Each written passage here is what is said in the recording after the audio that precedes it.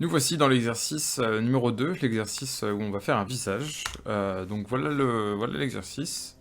Moi je vais vous présenter ce que moi j'ai fait et je vais vous donner trois pistes. Après il faudra le faire, il faudra que vous le fassiez tout seul. Ça c'est le visage. Je vais vous montrer d'abord, j'ai commencé par les yeux. D'accord, j'ai fait les yeux. J'ai utilisé des contrôleurs. Alors on va voir ça au propre. Hop. Voilà. Donc ça c'est mon premier œil, mon deuxième œil, mes paupières, mes pupilles, pardon. Voilà, avec un lissage à la fin, que j'ai vraiment accentué très très fort. Je les ai pas bougés directement, là si vous... Il n'y a pas de clé en fait. Hein. Si on regarde un peu plus près, on voit que j'ai fait des liens de parenté. Avec ça. J'ai mis des marqueurs. Hop. Donc j'ai plutôt fait avec ça. Ensuite, j'ai fait les paupières. D'accord, j'ai fait deux calques, d'accord, deux layers que j'ai mis au-dessus. Bon, pour voir le mode étendu, d'accord, on appuie ici. Et on peut voir que j'ai joué avec une sorte de masque d'écrêtage ou de transparence. Moi j'appelle ça un masque d'écrêtage parce que c'est exactement le même que sur Photoshop, hein. Du coup j'appelle ça un masque d'écrêtage. Donc on peut voir que j'ai fait comme un masque d'écrêtage, c'est-à-dire que les paupières ne s'affichent que sur les yeux, d'accord. Là où il y a de la transparence, ça ne s'affiche pas. Et là pareil, il n'y a pas de clé. J'ai fait directement avec un contrôleur qui s'appelle Pop, comme paupière. Et du coup ça, si je le bouge, voilà, ça bouge ça, et ça bouge ça. On va éviter de tout casser. Et là j'ai pu animer mes paupières. En bas et haut. Voilà. On voit qu'il y a un petit défaut, mais c'est parce qu'il y a la deuxième paupière. Hop, voilà. Voilà. Et ensuite, j'ai mis une légère ombre noire au-dessus des yeux. Voilà. Pour faire croire à une pièce de métal qui viendrait au-dessus. Hein, comme si les yeux étaient creusés, d'accord, qu'il y aurait une extrude. Hop. Et j'ai rajouté de l'ombrage sous la paupière. D'accord. Toujours avec le masque d'écrêtage, et surtout je lui ai dit de suivre le contrôleur des paupières.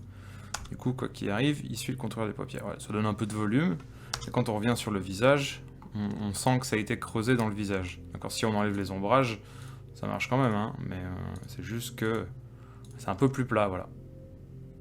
C'est un peu plus plat. Alors que si j'ajoute la différence, voilà.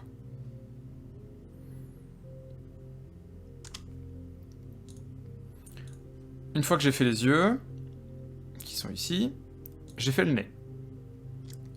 Et j'ai pris les deux et j'ai fait un contrôleur pour le visage.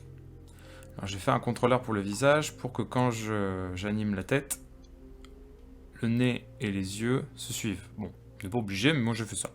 On peut très bien contrôler les yeux et contrôler le nez à part, il n'y a pas de problème.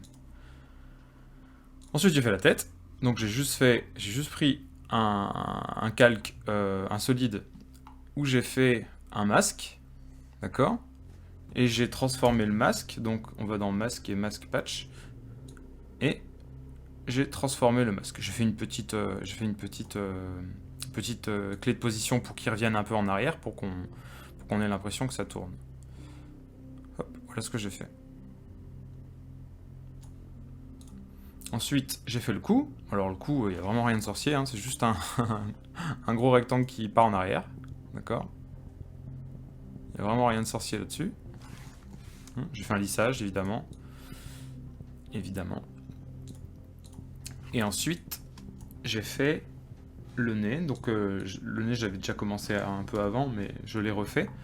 parce que au début, c'était un triangle qui bougeait pas, et au final, je l'ai transformé pour qu'on ait une impression de perspective. Du coup, il s'écrase un peu.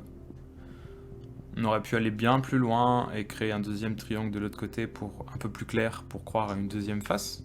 C'est possible. Une fois que j'ai fait ça, j'ai fait l'ombre, que j'ai fait par-dessus tout. Je l'ai fait un peu loin parce que, voilà, il faut que ça englobe la totalité du personnage. Parce que je l'ai mis par-dessus. Pareil, masque d'écrêtage. Pour que là où il y a de la transparence, ça ne s'affiche pas.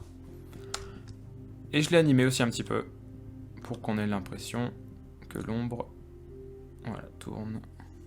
Voilà, du coup, forcément, elle est animée parce que je l'avais refait.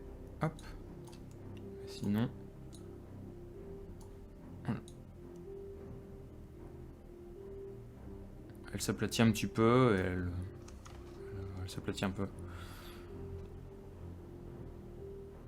Voilà, bon là ça galère, hein, mais parce qu'il y a de l'ombrage. Et ensuite j'ai fait les sortes de pics, d'accord, en guise d'oreille. Pareil.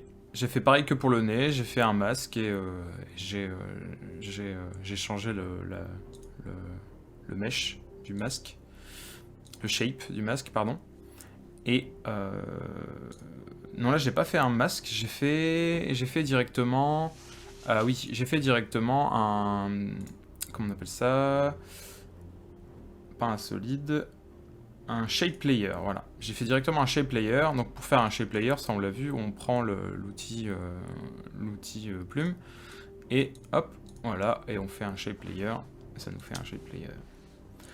Pourquoi j'ai fait un shape layer? Parce que c'était plus facile pour moi de choisir la couleur. Parce qu'il fallait quand même que ça se différencie Il fallait quand même que ça se différencie du fond, sans que ce soit trop sombre. Et du coup, j'ai préféré faire un shape layer où on peut retoucher la couleur directement ici. D'accord. Plutôt que de devoir rajouter un effet par-dessus. Un effet que les effets, on n'a pas encore vu ça, les effets. Et j'ai envie de vous montrer ça avant. Et de vous montrer aussi le moins d'effets possible pour que ce soit le plus léger possible aussi. C'est quand même plus pratique d'avoir une composition la plus légère possible. Mais écoutez, je vous dis à tout de suite dans la résolution de l'exercice.